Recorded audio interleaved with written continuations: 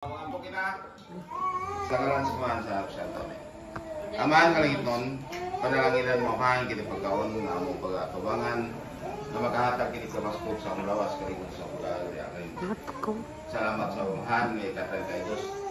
Makatuigan pag sa ulog ni Ar sa iyang adlaw na tawahan.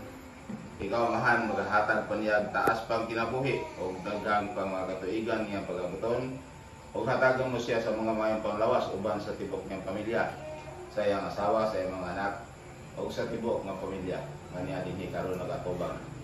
Panalangin niya mahan kami nga din mo kaon ining mga pagkauna nga din kami sa ambit sa pagsaulog sa iyang adlaw na tawhan. Ikaw han magapanalangin ka na mo nga din malikay sa kami sa tanang mga sakit o mga katalagman.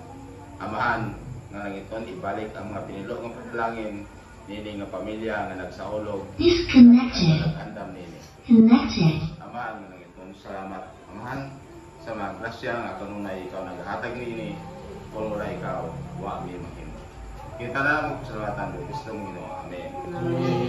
Happy birthday